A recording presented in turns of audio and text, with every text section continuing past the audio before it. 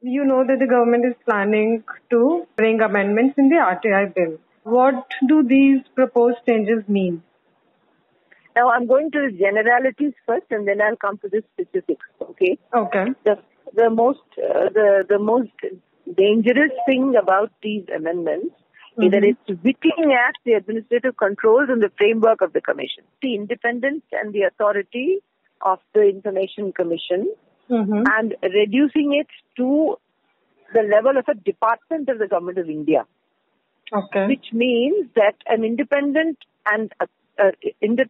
body with full authority can work away from government and also hold government accountable and responsible. That's why this whole authority was envisaged.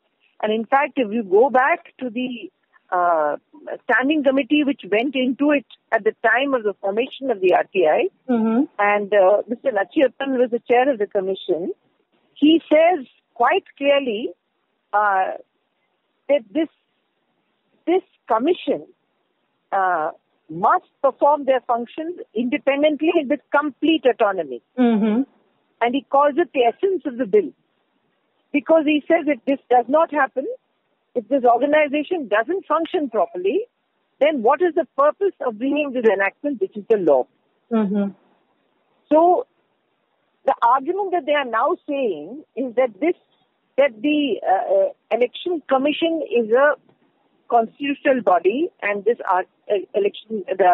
information commission is only a statutory body, and therefore there should be parity. But there is no such question.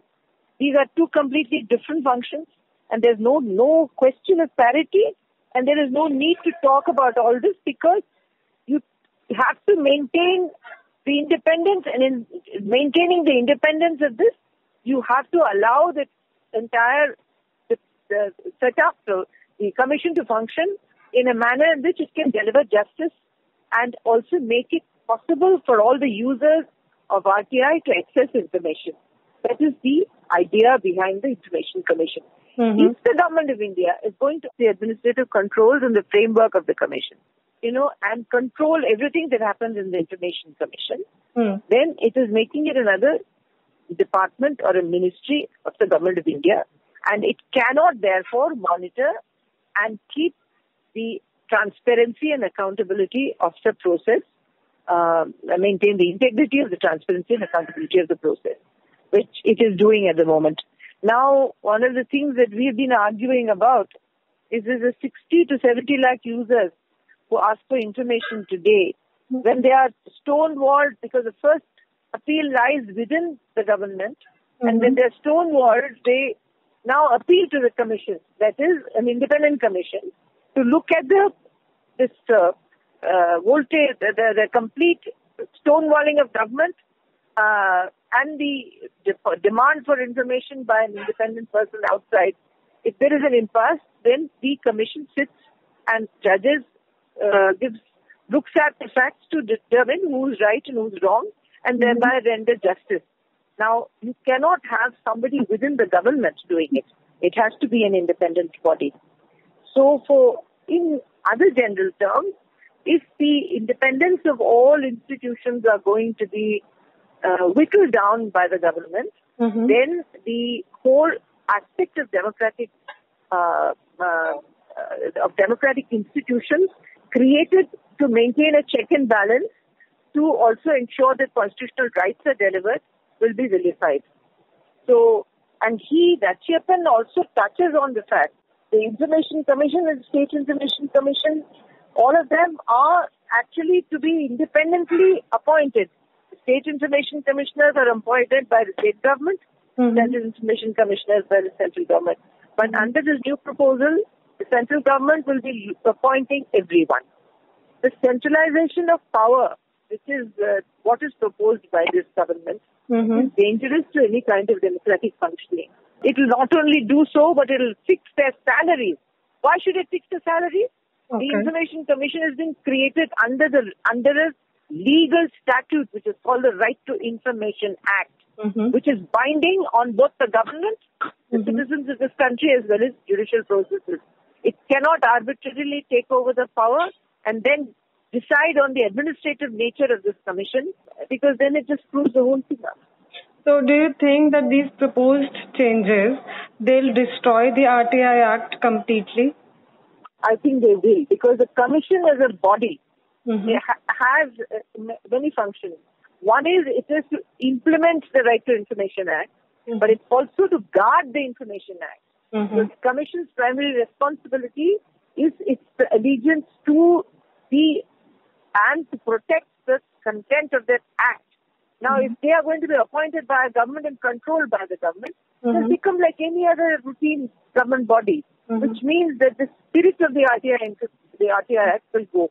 None of these extraordinary judgments that we have got from the orders we have got from the commission will be possible. Asking the Prime Minister to show his certificate, or asking political parties to come under the law. If they're a wing of government, do you think we'll get any of these orders out? So these changes, if they come into effect, they'll definitely interfere with the RTI activists' freedom to make independent decisions. Yes, absolutely. See, it cuts at the root of all independence. Let's just look at the Act. The Act has given us, for the first time in independent India, the people of this country, the right to be part of a process of democratic governance. Because we know then what is happening inside the government. We have the right to understand how our sovereignty is being used or misused. We have the right to know which individual decision is being taken. We know what the facts they are considering. It's a complete window into the functioning in our name, because everybody does it in our name. So the fear of every consecutive government, but this government has taken it to a pitch, is that they will then be monitored by the notion of justice and equality that is being given to us by the Constitution, which people guard and protect. So by centralizing all this, by making a government, the commission, more and more bound to allegiance to its system rather than to the law, they whittle down all our rights. Since RTI is one of the most important tools for the citizens of this country, why do you think that the government is proposing changes in this act, or as the activists are saying that it's the dilution of the act? Why do you think the government is trying to dilute this act? My dear, for the first time in the history of independent India, there is an act which gives us the right to monitor the government about corruption and arbitrary use of power, every single point of its interaction. There are between 60 to 70 lakh users of the law today, every year. So they are being monitored and they are being checked in many different parts of India, at many different many different departments, many different points of interaction between citizenry and the state.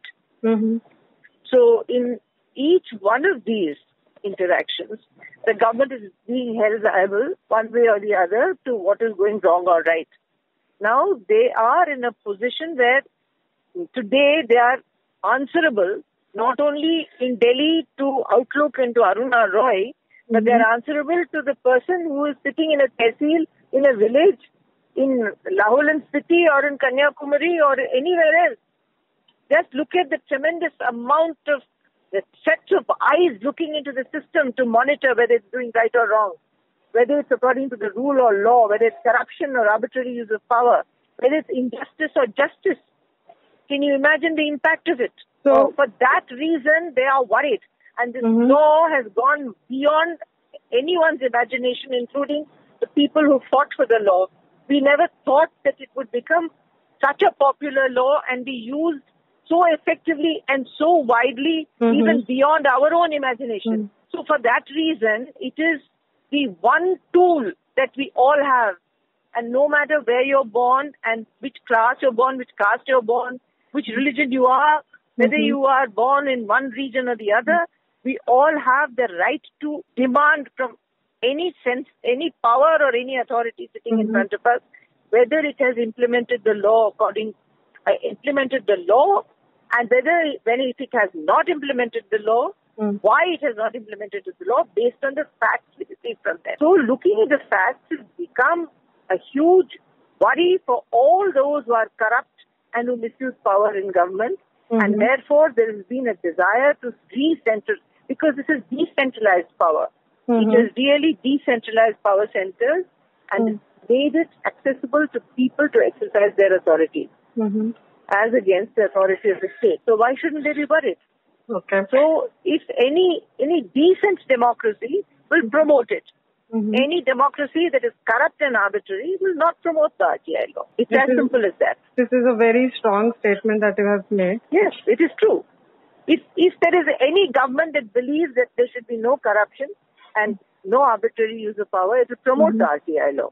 If the government believes, and I restate it, and if government believes that that the RTI law threatens the perpetuation of corruption and arbitrary use of power, therefore their own benefits from misuse and malfunctioning of the system, they will throttle it and they will try and centralize the power so that you can control it with a group of people. It's very difficult to control 60 lakh users. Ma'am, one last question. So if these changes are tabled in the parliament, what does the commission and what do the activists plan to do? What is the next step? Sir, we've already had one agitation yesterday. We will now agitate all over the country. Okay. And already processes have begun. There have been many places people have gone to protest against this. And of course, we finally have the vote. And any government that goes against the RTI will never be mandated by its people. That is the final one. But as it stands today, any government that threatens the RTI will become a terribly unpopular government, and a government which will blatantly stand for corruption and for the arbitrary use of power.